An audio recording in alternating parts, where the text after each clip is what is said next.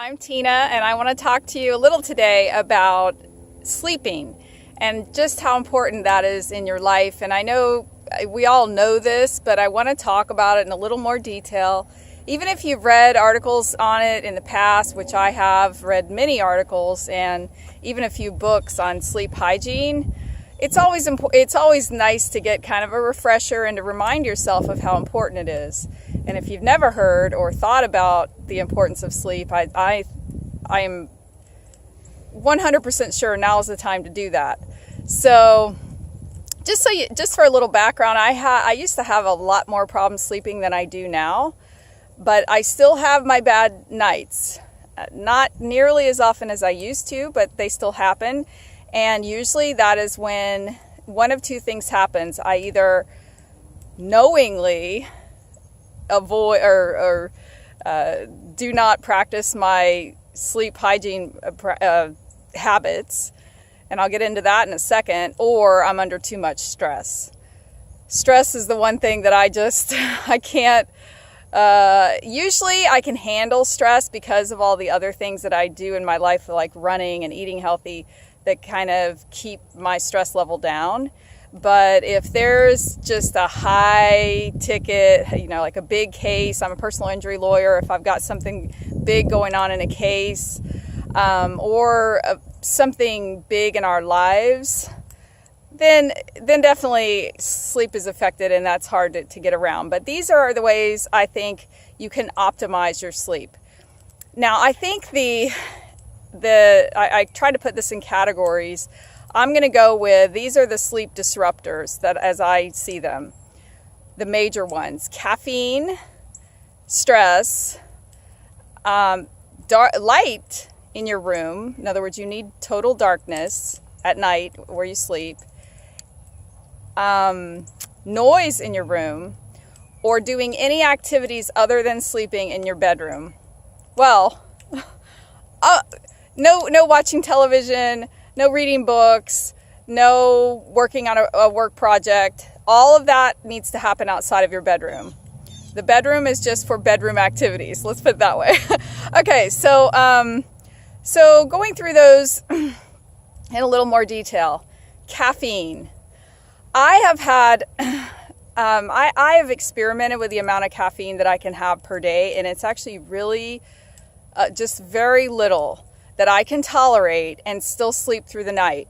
What happens if I ingest too much caffeine anytime during the day is that I can fall asleep, not always, but I can fall asleep, but then I'll have premature awakening. So about 5 hours or 5.5 hours later, I'll wake up, usually my eyes open, and I know I had too much caffeine yesterday, and I can think back to what I had. Now, the reason that happens still, even though I'm aware of it, is just temptation. You want to have a glass of tea with lunch when I shouldn't, or I want to have a chocolate dessert. And unfortunately, although I love chocolate, and I try to eat it in moderation, I actually haven't been eating much of any the last few weeks. But if a dessert is too heavy in chocolate, it does have a lot of caffeine, and it will affect your sleep. Or at least for me. I mean, there are different tolerance levels per individual, but let me tell you, even if you think caffeine is not affecting you, I have had people tell me, I drink, coffee in the morning, and I can drink, caffeine really doesn't bother me. I drink caffeine during the day, but I still can't sleep. But caffeine doesn't affect my sleep. It's like, how do you know caffeine doesn't affect your sleep if you're ingesting lots of caffeine and you're not sleeping well? I mean, the only way to know is to remove the caffeine and see if you're still having problems sleeping, and do all the other sleep hygiene things. If you do all of those things, then maybe you know what effect caffeine is having you. But if you haven't experimented and you're still having trouble sleeping, then you don't know. So, don't want to go into a whole story about caffeine, but I did experiment kind of unintentionally. Started a new job that had a coffee machine. I've always been a tea drinker in the morning. Tea has a lot less caffeine than coffee. But I started a job that had this delicious coffee machine, French vanilla, whatever. And I started drinking that every morning. And it was one of the worst months of my life drinking that coffee until I realized I have got to go back to tea. I cannot tolerate coffee, even 1 cup in the morning, and still sleep well at night. I'm 100% sure. So even if all you're having is 1 glass of coffee in the morning, I encourage you, and you're having trouble sleeping, I encourage you to switch to tea. You will get used to it. You will start to enjoy the tea just like you enjoy the coffee. I have tea every morning, fresh brewed tea, which has a lot of health benefits anyway. And to sweeten it, I use stevia. So you can do that same thing. Then you don't have the calories and the problems with sugar, and you'll get a little caffeine, but not so much, at least for me, that it'll interfere with your sleep. So that's all I have. If I go ahead and have a second cup of tea in the morning, I'm getting close to risking it with the caffeine level. Sometimes I can tolerate that, but if anything else goes wrong, 2 cups of tea in the morning is too much. Same thing with a glass of iced tea at lunch. I love to order unsweetened tea at a restaurant, put a little stevia in it, and it tastes good, but I'm risking at that point my sleep. So I really try to only have that 1 cup of tea in the morning. I also try not to have a heavy chocolate dessert. Sometimes I'll have chocolate. It depends. If a cake is made with cocoa instead of actual chocolate pieces, it's the percentage of cocoa actually in the dessert that makes the difference. So if there are little chocolate chunks in the dessert, a lot of them, then that's going to be more difficult than, let's say, a cocoa-based cake with a little bit of frosting, which, by the way, I have a really healthy recipe for chocolate cake. It's not really healthy, but it's a lot better than a typical chocolate cake. But still, I put dark chocolate pieces in it, and I'm getting away from that practice. I'm now just using the cocoa flour. I actually, again, I eat that very rarely. Like if we're having a birthday or something, I might make that cake, but it's not something that I eat or make regularly. But it is better than just chocolate cake that's really high in fat, saturated fat and all that, which you really should avoid altogether. If you're looking for a healthy chocolate cake recipe, sorry to get a little off point, but Cooking Light, and a combo of that there's a Superfoods website that has a good chocolate cake recipe, and I kind of combine those two. So anyway, if you have any questions about that, let me know in the comments. Okay, so we got caffeine covered. Noise in the bedroom. It's kind of hard if you live in a city, as we do, to avoid sounds of your neighbors and perhaps, your spouse. I'm married. My husband's sleeping in the bed. Thankfully, he does not snore, and he's a quiet, sound sleeper. So that's awesome. Sometimes he'll make a little noise. Usually doesn't bother me unless I've had caffeine or some other stressor going on. But we do have a fairly loud neighbor, and sometimes there's nothing you can do, but we keep a fan, a large box fan I've had since I was a kid, not the same fan, but since I was a kid, I have slept with a box fan in my room. But we sleep with that on medium, and that will block out a lot of the sound. It may take a little getting used to, but try to work with it, because it really will block out sound. I mean, unless you're lucky enough to live in a national forest like one of my friends does, you're going to have sounds around, and blocking those out can be helpful. Okay. Oh, and if you have a spouse who snores, that's a tough one. I have a friend who has a spouse who snores, and I'll tell you what, I mean, the fact is, if you've got someone who's snoring really loudly beside you, it's going to wake you up. I mean, sound wakes you up. So if it were me, I would have to, do loving and snuggling and everything before we go to bed, but then we're going to have to sleep in separate rooms until we can figure out what's causing the snoring. If it's a health issue that's causing snoring, don't ignore it. Don't just assume it's normal. I mean, I'm not a doctor, but obviously there are some people who snore due to health problems, and I would go to a sleep clinic, to a doctor about the snoring, because it'll affect the sleep of the person who's snoring, as well as as the person listening. And it has there are other health problems associated with snoring. So that's the deal with that. Also, animals. I've had people tell me, well, I would be able to sleep if it wasn't for my cat coming and laying on my head, or my dog lays up right beside me. And let me just tell you, I have a cat named Pluto.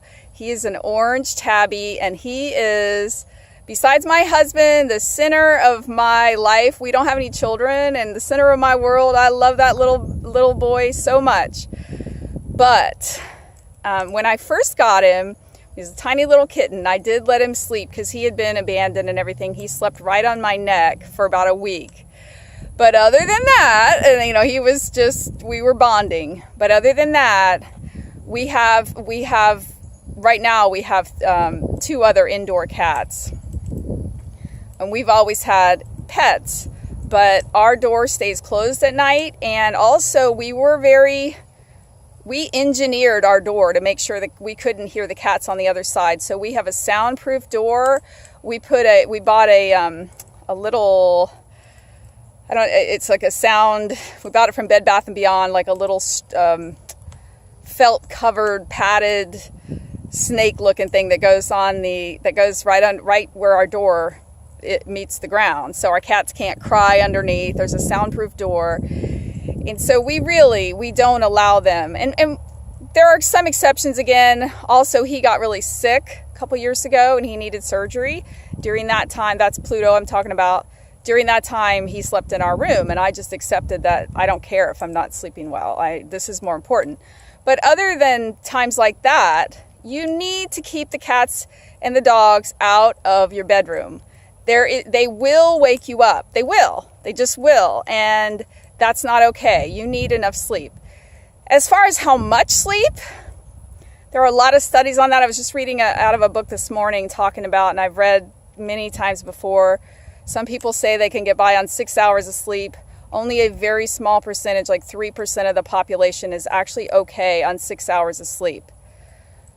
Most people need 7 or 8. If you're exercising more, you may even need a little more, especially as if you're ramping up your exercise.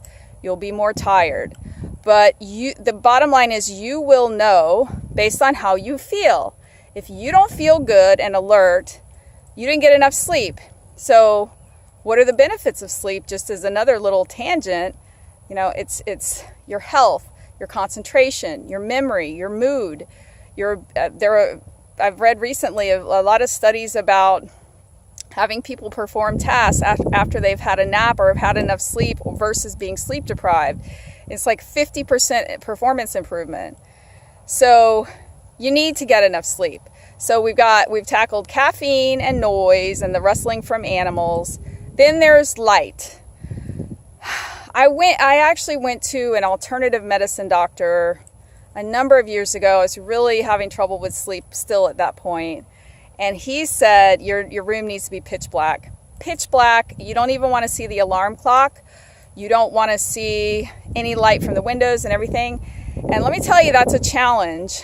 I cover my alarm clock, but just the light from the windows, it's really hard to find window coverings that will do complete light blocking. We have developed a system that took us a long time to find, frankly, but we have solid light-proof blinds. But then light comes in the edges, and believe it or not, it's a lot. So what we did was my husband actually got light-proof curtains and put grommets in them, and we hang them up every morning and night. Because I just didn't like the look of them hanging as regular curtains. That might be fine with you. I didn't like that look, so we just put little hooks up, hang them up at night, and take them down, and then take them down in the morning. So as a result, we have a pitch black bedroom. I mean pitch black. You can't see your hand in front of your face, and it sounds crazy, but it will help your sleep.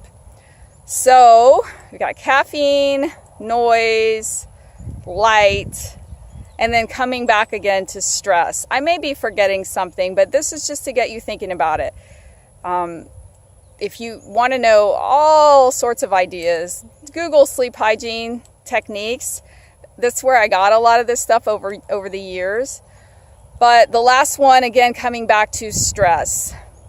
It's very hard we can't, busy professionals, it's really tough to completely eliminate stress. Or if you're an employee, you're worried about your boss or your job or things like that, your kids. Some people have a reason to be very stressed. If they have a really sick child or spouse or family member, or they're not going to be able to pay their mortgage or something like that. The only thing you can do is try to tackle those problems. But I've been talking in videos about this book I've read called Miracle Morning. I recommend it. One of the components is doing meditation, which I've just started. Meditation and writing and some other things. You can go and look at old videos or read the book. But between the meditation and writing, I do find that has helped reduce my stress level even more. And I already kind of dealt with it through running and everything, and healthy eating. But, anyway, think about your sleep. Think about your sleep habits. Let me know if you have any other tricks or ideas that you might share with us. If you're watching on YouTube, please subscribe to my channel. And if you're watching on Facebook, please like so that we can share. I'm trying to share motivational tips that will help us get healthy, exercise, and also more productive in life. So I hope these tips helped. Share any that you have, and I will talk to you guys later. Bye.